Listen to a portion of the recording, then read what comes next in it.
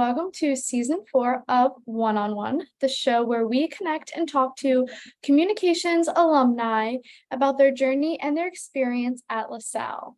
My name is Meghan Cooney. I am your host this season, and today we got to sit down with Kerri Corrado. Kerri Corrado graduated LaSalle in 2012. After, she moved on to reporting in Johnstown, Pennsylvania, Rhode Island, and Boston before making her way back home to her hometown of Philadelphia, where she is currently a field reporter for CBS3. Thank you so much for joining us, Kerri. I'm really happy to have you here, back to your LaSalle roots. So I know that currently you are a reporter for CBS3. What is that like for you? What's a typical day like? What do you go through? So my typical day, I'm a nightside reporter. So we have a meeting at 3:15. So we all come together at 3:15. Throughout the day, you're always looking at social media, looking at newspapers, looking at the internet, really trying to know what's going on that day and really familiarize yourself with what's going on, not only in this city, but in the world. So when you come to that table at 3:15, you're ready. So at that meeting, we go over all the stories that the dayside reporters are doing. And then after that, we see, is there a follow to any of those stories? And we also throw in our ideas for the nighttime shows as well. So we go through all those different stories. We're all brainstorming different ideas. And then we come up for a plan on which stories the reporters are going to cover at night. And then after that, we meet with the photographer and we go out to try to craft that story wherever that may be. It could be in Wildwood, it could be in Delaware, it could be right here in the city. You just never know where you're going to go and what story you're going to have really until that meeting, until that day. So you always have to be on your feet. Once you meet up with the photographer and we get to the story, that's when we work as a team to try to figure out what interviews we need, what video we have to get, who we have to call, and really craft that story into what people see on the 10 and 11 o'clock news at night. Wow, so you're on your toes. You're kind of like thinking on your feet a lot. Definitely, you're always moving. You could be covering anything from crime, it can be feature, sports, politics. You never know until we sit down at that meeting and we really figure out who's going to cover what for the nighttime shows. So every day is different. And that's the fun part of it, really. The beauty of it all, right? Wow, that's amazing. Do you have any stories that you covered that really stuck out to you? Anything fascinating? One of your favorites that you've covered? Everyone always asks me that too. And every single day is so different and every story is so different that I really don't have a favorite that I'm like, wow, this is my favorite story to cover. I'm a general assignment reporter, so I really love covering a wide array of things. Like I said, with the crime, the sports, the politics, I like doing it all. So that's, again, like you said, the beauty of it, where every day I get to tell something different and I'm on a different scene or I'm at a different place. I'm talking to different people. So every day is different. Every day is fun. And you take all that information, you put it together for people to see at night. And I think that's one of my favorite parts, is really crafting the story and letting people know what's going on at night and putting it all together and writing it. Yeah, definitely. So I know you're a South Jersey girl. You're from the area. So has there ever been something that you reported on where you were like, wow, I really made a difference and impact in my community, in my hometown, in my area? It's funny. I started about here at CBS News Philadelphia, and I want to say a month or two into when I started is when the tornadoes hit in Mullica Hill. So I'm from South Jersey. I live not far from there at all. And when the tornadoes hit, I was actually at my house and I could see the skies. I could see everything going on. I was following all the social media. And then we found out the tornadoes hit in Mullica Hill. And they said, hey, could you go check it out? And it wasn't far. So I hopped in my car, went there. And once I got there, I just couldn't believe what I was seeing. And it was hard to communicate with the station because there was no power and cell service was bad and the Wi-Fi was bad. So I was just taking all the videos I could, trying to figure out what was going on. It was just something I'll never forget happening in my own community. And, it's stories like this where you're there for people for the best times of their lives, and you're there for the worst times of their lives. And that was definitely a moment I'll never forget, something happening big in my community that I was there with, and I was there to tell their stories, and it wasn't an easy one to do. Yeah. Yeah, I remember when those hit in Mullica Hill, and I know that was a really rough time for everyone. So that's amazing. Like you said, the good, the bad, the kind of like you're there for the best times and the worst times of people's lives. How does it feel being back in your hometown area in this? Like, what was it like to receive the job at CBS3 and coming back home? But if somebody asked me, I started off in Johnstown, Pennsylvania. Then I went to Rhode Island. Then Rhode Island, I went to Boston. And then Boston, I finally came back home to Philadelphia. If you would have asked me if this would have been my journey in college at LaSalle, I would have thought you were crazy. But looking back, it all aligned to where I was supposed to be. And I really just trusted the process and kept working hard. And when I definitely got the call that I got here to Philadelphia, it was a moment. I actually was driving and had to pull over because I was I couldn't believe it. It was like, I worked so hard to hopefully one day work here and work in this market. And when I got the phone call, I kind of just froze and I just had to pull over on the side of the road. I also my family, my husband, my friends, everyone's been supporting me through this long, journey of being a news reporter. And I wanted to surprise them and tell them in person. So I was actually in Boston, driving home to Philadelphia, keeping this big secret in to hopefully surprise them and tell them that I finally made it back home. And everyone just kind of gave me a group hug and they just couldn't believe it too. So we were all just in shock that one night, believing that the whole world was about to change. And I was finally going to be back home with, my husband, my family, and my friends. And it's definitely a day I'll never forget. Oh, that's amazing. Yeah. It's such a full circle, like going away from home and then being back there. That's amazing. The people and the stories that I told through that entire journey, like they all hold a special place in my heart. Like all those all of my friends at the different news stations, all the people I met covering stories in those markets, they made me who I am. And I still keep in contact with a lot of them. And I think that's the journey. And it's pretty neat to look back and see it all. That's great. Just starting from like you said, going into, you said Johnstown, Pennsylvania, and then going, I think you said Rhode Island and Boston, all those different places. What would be, you think, some of the major differences or lessons that you've learned from beginning your first job to where you are now? When I was at LaSalle and I was at LaSalle TV, I also did a lot of internships. And at those internships, I did them at all different TV stations in Philadelphia. And so I did them in different parts of the station too. I did creative services. I tried to get a little bit of feel for what the entire business was like. So when I got to my first market, I thought I was ready. I took all this information in from the internships, but it's really those markets, they helped craft the person I am now.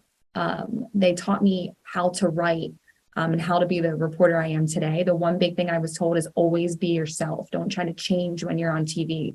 And that's something I tried to keep with me from the moment I started in Johnstown to now here, is to always be myself. It's looking back, I got better each market, and that's what that's what it's all about. And so finally, when I come here, you're confident working in this market and you're home. So there's really nothing better. Yeah, definitely. Like you said, home, you feel more comfortable. You're more comfortable being yourself. And that's totally understandable.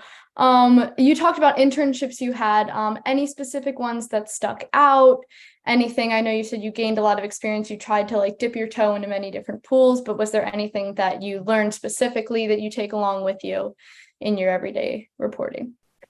My favorite part was going out with the reporters. So when I was at LaSalle, when I was interning, I was always trying to go out with the reporters to see what it was like. And learn from them and learn how they write and how they ask questions. I was literally soaking up everything when I went out with them. I would try to write my own stories. I would try to practice stand-ups and my presence on camera. I would try to watch their every move so I could learn from them. So I think that's what my favorite part of all the internships I did was going out and realizing this is what I want to do. I want to be in the field. I want to tell the stories. I want to be this news reporter that I'm shadowing. So that was probably my favorite part of the internships. And I even brought some of it back to LaSalle TV, learning what they taught me there. I was able to try to craft my presence at LaSalle TV. So LaSalle TV and the internships, they really worked hand in hand. to help me get my first job and really piqued my interests in TV. Yeah, obviously we're big LaSalle TV stands over here. Love to Tanya and love to that woman's a magic maker. Yeah. So I know you worked with LaSalle TV. Do you want to like elaborate on that experience? What show you worked on in particular? Any experiences you had? I worked on a SportsLine at LaSalle TV. It's funny, when I first started, I wanted to just jump right in. I wanted to be a part of every single show. I just loved it. And I loved that TV station and Tanya and all the people there. I just wanted to be there all the time. Yeah. And when I started SportsLine, I loved sports. I played sports growing up, so it was easy for me. And SportsLine taught me how to ad lib and kind of go off script and to interact with a co-host. So that taught me how to basically ad lib and just go off the top of my head and not be so scripted. And that's kind of when your best stuff comes out, when you just know your stuff so well and you're able to speak it and you're not reading it straight off of a script. So that's what that taught me, I would say, ad libbing and communicating with a co-host. And I started writing there. So it's where it all began. Really grateful for that TV station for sure. Many, many journeys have began in that TV station. I know I'm currently working with SportsLine with Tanya and everything like that. So very exciting. I love it. It's like you said, it's the pull to that station and to the people in there in general that I feel like really makes the entire experience so worth it and so worthwhile. You get the camera in your hand, you get the studio, you get the feel, you get it all. You get behind the scenes. So that was huge for me. When I walked in and saw that studio, I told my parents I'm going here. It's something, there's just something about being part of like it's bigger than yourself, like you're contributing. And then when it comes out at the end of the week or at the end of the month and you're like, wow, like I was a part of that. I did something for that. Yes. It's just I don't know. There's something so different about it. So I agree. But again, very biased, LaSalle TV and SportsLine. Yes, very biased, but I agree. It's definitely life-changing when you go in there and you see it all and you can bring it out into the real world and get your first job and move on with your career. And I'm excited for you to see where it takes you. Yeah, I'm very, very excited to see where my path leads, especially looking back and seeing people like you who started out with SportsLine and started out at the same desk in the same studio, and to see where you are now is just like gives me a lot of hope for the future and that there's a lot of opportunities out there. So I'll be cheering you on. Thank you so much. So what was like, how did you first get involved? I know you said that you saw the studio and you're like, this is where I want to be, this is where I want to go, but who kind of like, did Tanya drag you into it? I just remember wanting to start right the first day I wanted to be involved in it. And I remember just going to meetings and just trying to immerse myself in literally everything, from how the cameras worked, how everything worked in the control room, and then being on camera. So I just remember going to the meetings and just trying to get involved as quickly and as soon as I can, whenever they gave me the chance. And then from there, I was eventually able to get the internships. And then I kind of just used LaSalle TV and the internships to create my first demo reel. And then that's when I sent it out to get my first job. So when I look back at some of that video to where I am now, you definitely can see how I've changed for the better. But it definitely taught me a lot. Yeah, I feel like you gain a lot from that experience. And I know I've talked to a couple other people that are like looking back on my demos and my reels that I submitted for my internships for my first job to where I am now is unbelievable in the change and stuff. So it really is. Like you don't even recognize yourself, your voice, your writing. It's like a whole different 360. And it just shows how much you learn in years and how much your presence becomes better on TV and your writing. So I'd like to talk to you in 10 years and see how your writing and yourself changed, because you'll be shocked. I know. I'm excited to the thought of like growing in this process is something that like really excites me. Like, especially even like in 10 years, like you said, looking back on this, I'm sure that like my dialogue, my voice, the way I'm talking is going to be completely different. But that's like the cool thing I think about communications and journalism is that it's like an ever changing sort of path. And you're still growing to this day. People along my journey from Johnstown to all the way Boston to here have helped me. Like I obviously didn't do this myself. There were people who taught me how to write, who gave me feedback on my stand-ups, on my on-air presence, who were constantly helping me get better. And I think that's important when you have that support system at all your stations and people who are willing to put the time in to help you and help you really get to the point wherever you want to be, whatever station you want to be in your career. Yeah, absolutely. Was there anything else that you were involved with at LaSalle that you feel like really helped you besides any classes that you took? Anything that you would recommend to us that are currently going through that journey and that process? I think your teachers, Mm-hmm. they have so much experience. They know so many people. And I think just for me, talking to them and having that relationship with them was really, I still talk to them today. So I think that's the best part is they know you and you're on a first name basis with, they remember you and they care about you and they want to truly see you succeed. So I think talking to them and even reaching out to alumni and talking to other of your classmates who are in the same boat as you, maybe help each other with your demo reel and your writing. That to me, and support each other, that to me is what kind of pushed me as well, is getting help from all different directions at LaSalle because you're surrounded with so much. Mm-hmm. Yeah, I definitely feel like the teachers have been the backbone to what I've been trying to do. Just leaning on them, Brother Jerry, and like all the people that are down at that comm center, I feel like are really just like the reason that I feel like opportunities just like come out of left field sometimes.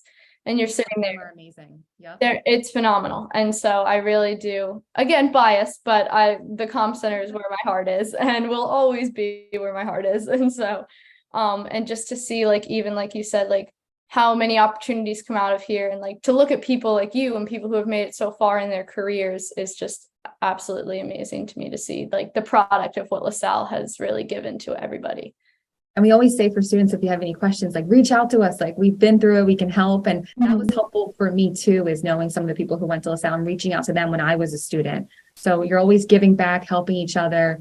It's another full circle there. So we always say if anyone has any questions or wants to know anything, like reach out to us with social media and email and cell phones. Like you can get a hold of people so easily now. Yeah.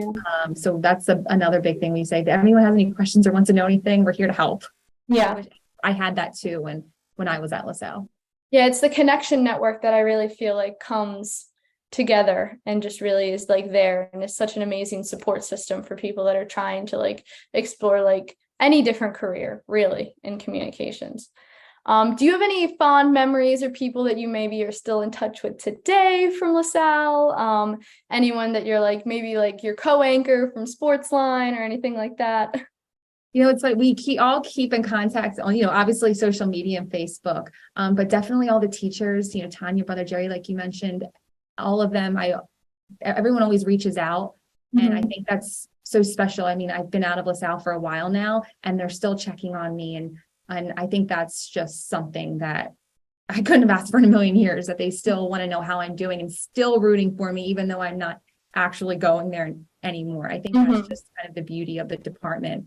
And that's why I loved it so much. It's such a small, tight-knit community.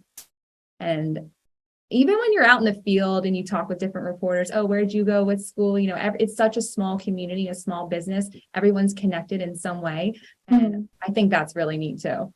Yeah, no, that's definitely one of the reasons why LaSalle and the comm department have my heart, is because you're not just like another face, like everyone knows you and knows who you are. And even people that maybe your professors you haven't taken yet or haven't had a time to like chat with still know who you are and still are there and are willing to help you. And I think that's really amazing. I actually drove through the campus one day on the way to a story and I was just bringing back all these memories, and they were the best memories ever. I was telling my photographer, I was like, I love this place. Yeah. So it's really neat to be home and to actually I've always dreamed of that, to work in this market. So when I was driving through LaSalle, knowing where it all started, it was really a pretty neat moment for me. But everyone always says, you don't know if you're going to ever get to the market, but it's just, you have to keep going. And that's what I just kept doing. I had a dream and I just kept trying to get there eventually, to be with my family and everything. So that's the biggest thing I always tell everybody is just keep going, keep believing, and just be yourself. Yeah. And it'll all come together.